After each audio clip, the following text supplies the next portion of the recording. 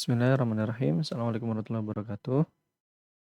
Oke teman-teman kita, lanjutkan ya membedah dokumentasi Alpen.js, kita masuk ke bagian directives. Directives yang pertama adalah Xdata. Yuk kita baca dokumentasinya. Xdata. Everything in Alpine starts with the Xdata directive.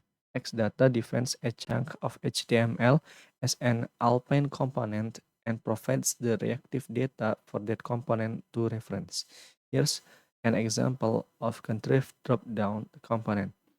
Div xData property open nilainya false, button ketika diklik property open berubah nilai menjadi negasinya, dan buttonnya diberi nama toggle content. Kemudian di sini ada elemen dengan directive xShow yang dia menerima nilai boolean tergantung dari nilai propertinya, yaitu property open. Apabila property opennya true, maka elemen ini akan ditampilkan, jika opennya false tidak ditampilkan.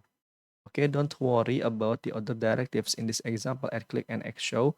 We'll get to those in a bit. For now, let's focus on xData. Scope. Properties defined in an xData directive are available to all element children, even ones inside other nested xData components.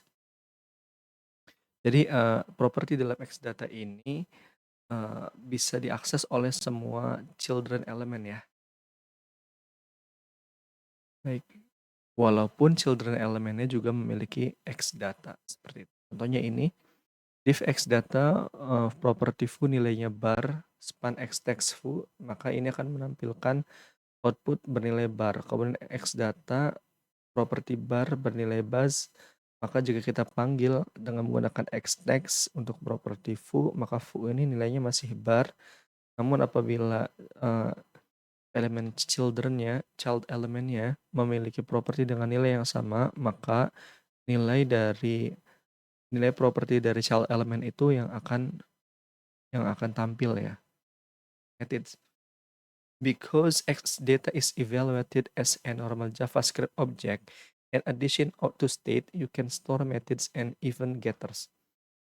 For example, let's extract the toggle content behavior into a method on xData. Jadi tadi kita punya ini ya. Ini button add click gitu ya. Open adalah negasi open. Itu bisa saja kita ekstrak dia menjadi menjadi method ya. Seperti itu, tapi menggunakan nilai this seperti ini. Oke. Jadi ini property, ini method ya. Method langsung aja kurung buka kurung tutup lalu kurung kurawal, dan logikanya di sini. Seperti itu. Nah, notice di edit toggle dalam kurung this open sama dengan this open method on xData, this method can now be called from anywhere inside the component. You will also notice the usage of this to access state on the object itself. This is because Alpine evaluates this data object like any standard JavaScript object with a this context. If you prefer, you can leave the calling parenthesis of the toggle method completely, for example, seperti ini. Oke, yuk kita coba ketik sendiri ya. Baik, kita coba buat sendiri. Kita buat dulu div dengan xData.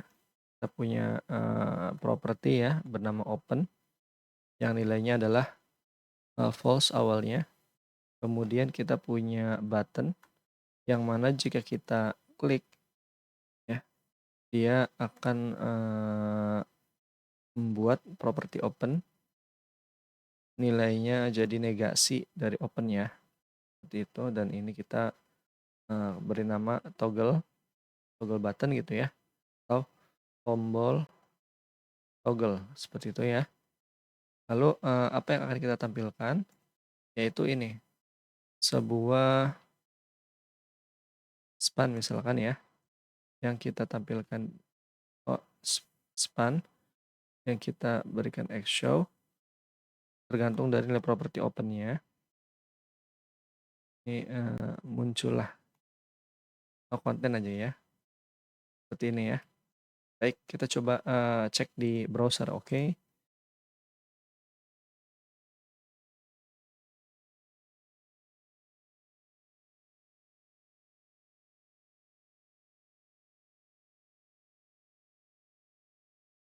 Nah, seperti itu ya. Oke, sekarang kita coba, masukkan ini, logika ini menjadi method dalam X datanya ya. Eee, ya seperti ini misalkan.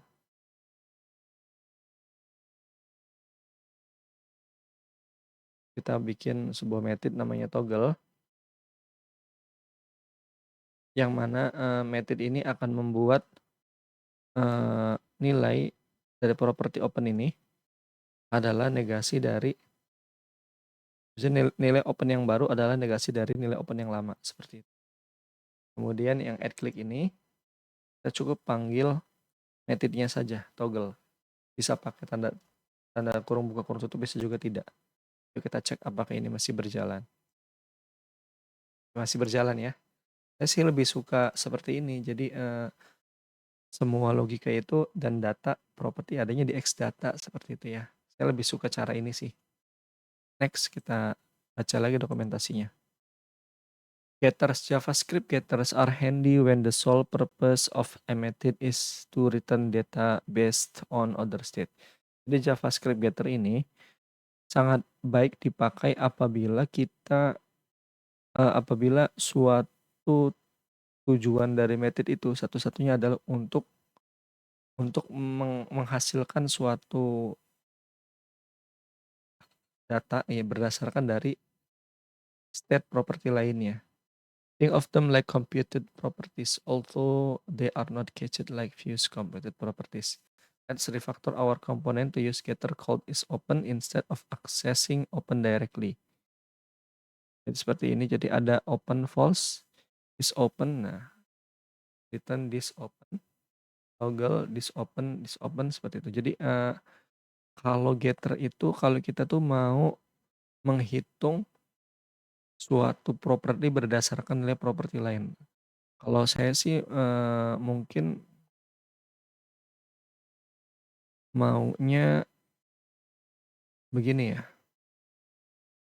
Kalau misalkan opennya itu false gitu ya, propertinya itu false, misalkan kita punya properti lain yang nilainya tergantung dari open. Jadi kita misalkan punya nilai properti namanya is open gitu ya, tapi kita bikin get.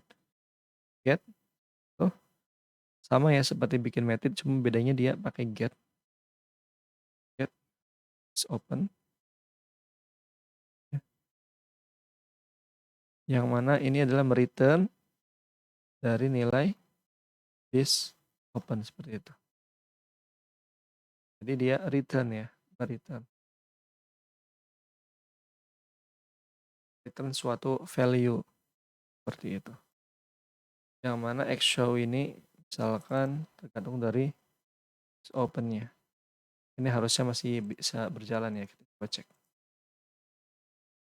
Ya, atau mungkin contoh lain yang lebih jelas adalah misalkan kita punya ya sebuah inputan ya. Ya input misalkan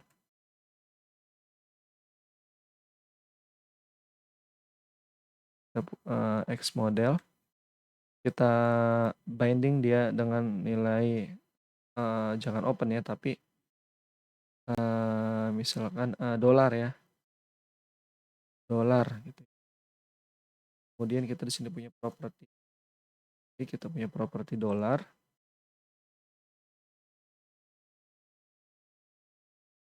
Awalnya seperti ini.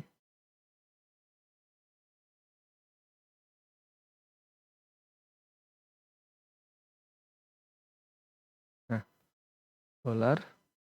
Kemudian kita punya get rupiah gitu ya. Yang mana rupiah ini adalah nilai dari dolar ya dikali kan 10.000 gitu ya.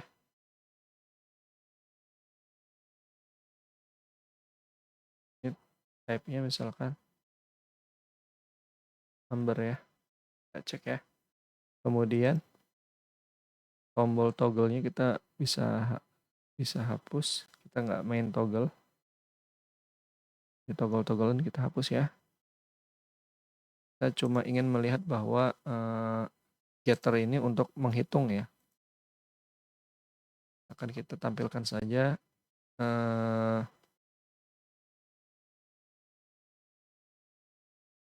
sebuah span gitu ya, yang menampilkan rupiah gitu ya.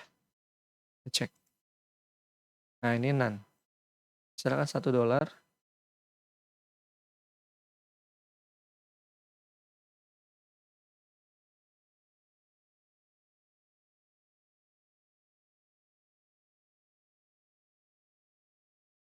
Coba kita cek ini.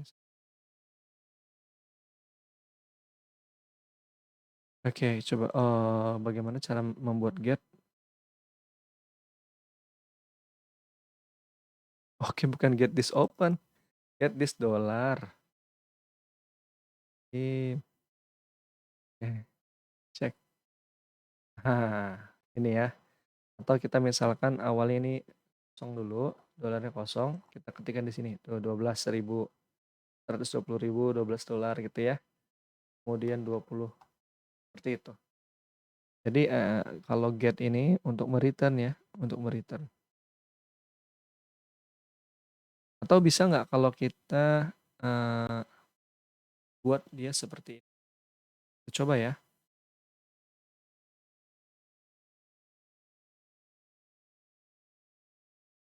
Misalkan let rupiah sama dengan this dollar dikali 10.000. Lalu yang di returnnya adalah rupiah. Bisa nggak ya? Kita coba ya. Masih bisa. Jadi tidak harus langsung return, tapi bisa kita tulis dulu banyak baris di sini ya. Oke, menarik Alpine. Dataless component. Occasionally you want to create an Alpine component but you don't need any data. In these cases you can always pass in an empty object. Kalau kita butuh X data tapi nggak ada datanya bisa seperti ini. Single element component. Sometimes you may only have a single element inside your Alpine component like the following: X data open true, button click open, false X show open, hide me. In this case, you can declare X data directly on the single element. Jadi contohnya seperti ini ya. Button X data open true, hide click open false. Nah ini sih aneh sih ya.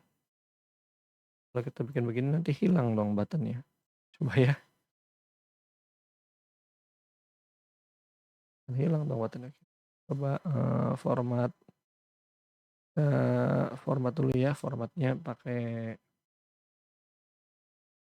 format dokumen with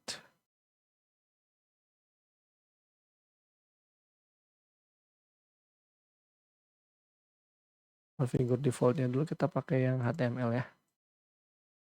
Oke, nah kita coba apa ini? Oh, ada div.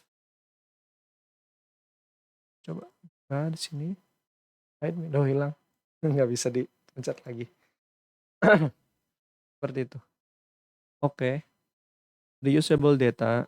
If you find yourself duplicating the content of X data or you find the inline syntax verbose, you can extract X data object out a dedicated component using Alpine data. Ini ya yang kemarin kita coba di pertemuan pertama, bahwa Alpine data ini bisa dipakai di banyak komponen dan setiap komponen nanti punya state-nya tersendiri, dan Alpine data ini didefinisikan setelah Alpine init gitu ya.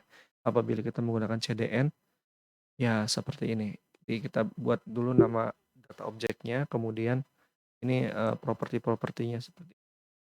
Jadi nama dari data objeknya, kemudian kita panggil callback function ya. Callback function yang mereturn sebuah objek yang isinya ada properti maupun method. Oke. Oke, untuk X data seperti itu teman-teman. Kita coba lah ya. Nggak sah kalau belum dicoba. Yuk kita coba.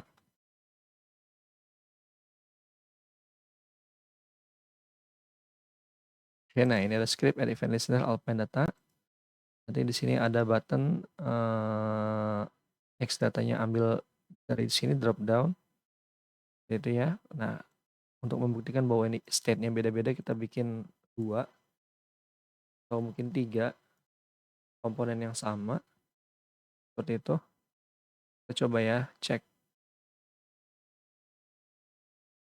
Tuh, tuh. Semuanya punya state-nya masing-masing.